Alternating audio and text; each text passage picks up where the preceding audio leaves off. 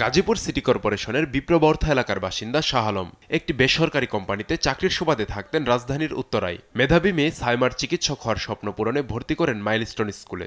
গত ৩টি বছর সবকিছুই চলছিল স্বাভাবিক, কিন্তু সোমবার প্রশিক্ষণ বিমান বিধ্বস্ত হলে অন্ধকার নেমে আসে শাহ আলমের পরিবারে। বিমানের লেলিহান আগুনে মুহূর্তে পুড়ে ছাই হয়ে যায় তৃতীয় শ্রেণীর ছাত্রী সাইমার চিকিৎসক হওয়ার স্বপ্ন। নিহতের বাবা বলেন, সোমবার সকালে ঘুমের মধ্যে মেয়েকে রেখে অফিসের কাজে বরিশাল যান তিনি। এরপর হাসপাতালের মর্গে পাওয়া যায় ছোট্ট সাইমার মরদেহ। 8টার দিকে নিউজ পাইছি যে আমাদের মেয়ে সিএমএস মর্গে আছে। পরে আমার ছেলে যে লাশ শনাক্ত করছে। আগের দিন রাত্রেবেলা আমার মেয়ে আমার সাথে শুইছে, আমার চুমাইছে আমার মায়ে। এই আমার লাশ স্মৃতি আমার মার সাথে, আর আমার কোনো নাই স্মৃতি নাই। মঙ্গলবার সকালে লাশবাহী গাড়িতে সাইমার নিথর মরদেহ পৌঁছে গাজীপুরের বিপ্রবর্থা এলাকায়। এলাকা জুড়ে নেমে আসে শোকের মাতম। পরিবারকে সান্ত্বনা দিতে ভিড় করে স্বজন ও প্রতিবেশীরা।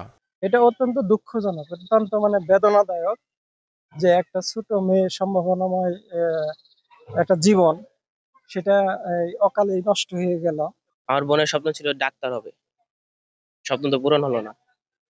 দুর্ঘটনার কারণে আজকে এই পরিস্থিতি। হ্যাঁ, ভবিষ্যতে যেন এরকম পুরান বিমান দিয়ে আর কোনো সময় পাইলটে এরকম ট্রেনিং দেওয়া না হয়, এটা সরকারের প্রতি আমাদের আবেদন। শাহ আলমের 2 ছেলে মেয়ের মধ্যে সাইমা ছিল সবার ছোট। একই স্কুল থেকে সম্প্রতি এসএসসি পাশ করেছেন তার বড় ছেলে সাব্বির হোসেন। আব্দুল আল মারুফ, নিউজ ডেস্ক, দেশ টিভি।